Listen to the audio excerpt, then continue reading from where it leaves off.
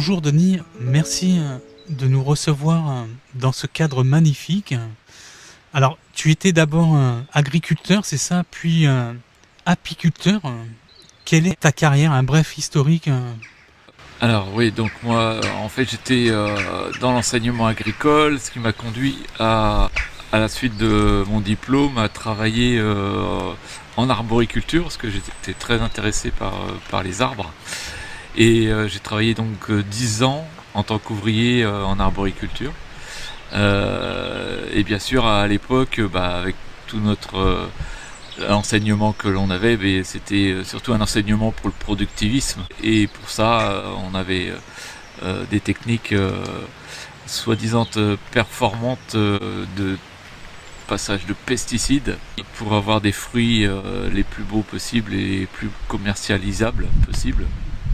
Et du coup, j'ai utilisé beaucoup de pesticides à cette époque-là. Voilà. Donc après, j'ai senti que les pesticides, c'était pas forcément très bon. J'ai senti dans mon corps, je me tapais des fièvres après des journées de traitement.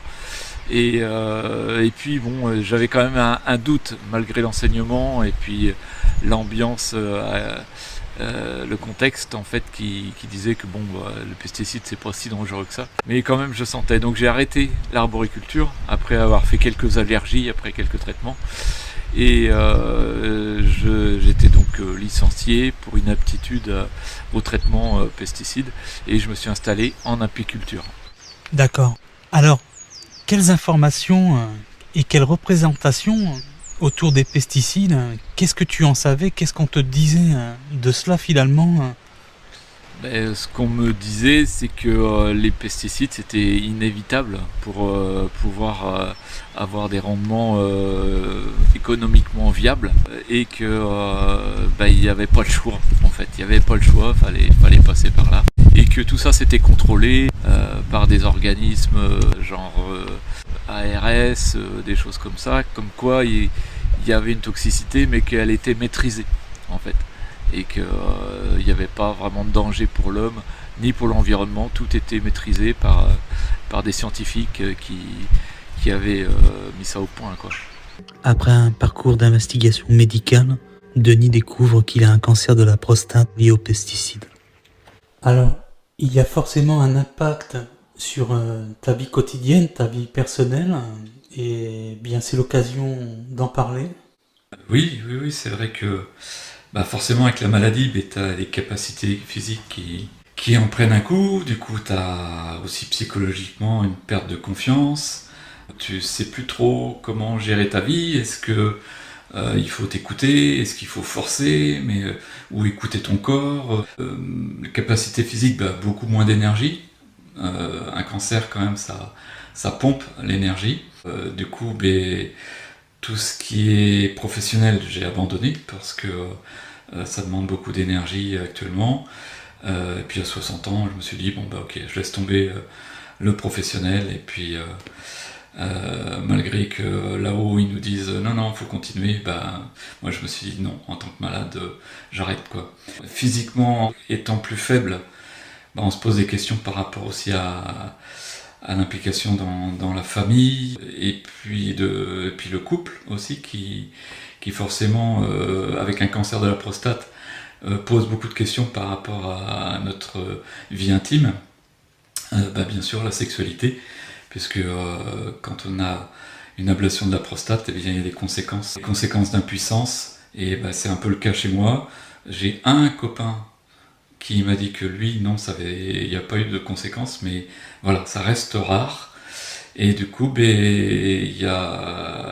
se pose beaucoup de questions par rapport à la vie qu'on menait avant, d'intimité avec ma femme. Et il y a une certaine perte de confiance. Et ça a des conséquences, quoi. C'est pas facile, effectivement, d'envisager une autre sexualité. Oui, c'est ça. On en parle. Voilà. Ça change, oui, ça change. Ça change du tout au tout, du jour au lendemain. Oui. Quasi, même si on s'y attend, qu'on est prévenu par le chirurgien. Mais c'est quand même brutal. Et Et ça nécessite d'en parler, d'en discuter et puis de trouver une autre façon de vivre cette sexualité. Ouais. Les couples qui vivent la même chose, on sent qu'on a essayé de proposer d'en discuter ensemble. Et non, ça ferme en fait. C'est vraiment un sujet très tabou. Ça semblait pas être un problème majeur pour le chirurgien. En fait, on sent que c'est pas quelque chose qui les interpelle beaucoup, alors qu'en fait, ça devrait être vraiment discuté avec le couple et mis comme problématique au sein du couple au moment de la chirurgie, je trouve. Ouais, ça, c'est les conséquences de l'intimité.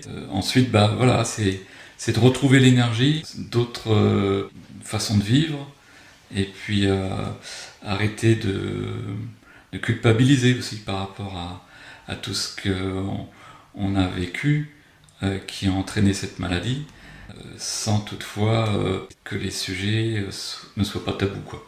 Que ce soit le sujet dépendre des pesticides, et puis du coup, finalement, tu es responsable, tu es coupable de ce qui se passe. Ok, mais dans quelle part la culpabilité, la responsabilité? De toute façon, la culpabilité, c'est toujours mauvais. Et la responsabilité, je pense qu'elle est grandement partagée par la société qui nous emmène dans un monde qu'on n'a pas forcément voulu, quoi. On voit bien qu'il y a un déni. Autant personnellement, on peut avoir un déni de ce qui nous arrive et du pourquoi ça nous arrive. Eh bien, dans la société, le déni, il est là aussi. On voit bien le monde médical aussi essayer, qui ne voit pas vraiment le lien entre les pesticides et puis les maladies, alors qu'elles sont épidémiologiquement prouvées. Moi, je veux bien rajouter quelque chose par rapport à la MSA, qui ne prévient pas les malades de la possibilité d'avoir un recours en justice pour pouvoir obtenir une indemnité liée à la maladie. Il y a des maladies professionnelles dans l'agriculture qui sont cancer de la prostate, Parkinson, certains lymphomes, Alzheimer. Il y en a certains qui sont dans les tableaux, donc bien reconnus. Et la MSA reconnaît ces maladies professionnelles. Il y a une institution qui s'appelle le Fonds d'indemnisation des victimes des pesticides et une commission de reconnaissance en maladies professionnelles qui instruit les dossiers. Ça passe pas forcément par la justice, mais la MSA n'informe pas les gens malades, c'est-à-dire leurs assurés, qui peuvent avoir recours à cette réparation, en fait, parce que c'est tout simplement une réparation de ce que l'on subit de par notre métier, notre métier avec l'utilisation des pesticides. Voilà. Une réparation qui est tout à fait relative, parce que financière, alors que jamais ça ne pourra dédommager des effets de la maladie et pour certaines pathologies invalidantes de toutes les années de vie dont sont privées, les années de vie en bonne santé dont sont privées les victimes, quoi. Ouais. Et alors du coup, quelles associations informent véritablement les agriculteurs du lien entre l'utilisation des pesticides et les maladies, les conséquences de cette utilisation massive?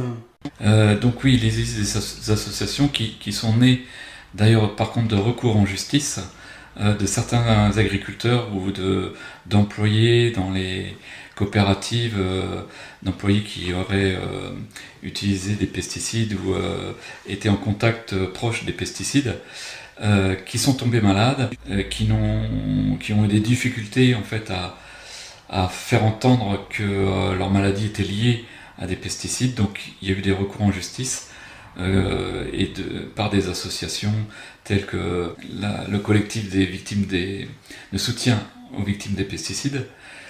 Et il y a aussi chez les agriculteurs aussi le phytovictime. Ces associations-là, en ce qui concerne, moi je connais plus le collectif de soutien aux victimes des pesticides, parce que c'est eux qui m'ont informé que je pouvais avoir une réparation financière pour pouvoir me soigner, tout simplement, de ma maladie. Et donc je fais partie de cette association et j'essaie d'aider au mieux avec l'énergie qui me reste, on va dire. Ça me tient à cœur.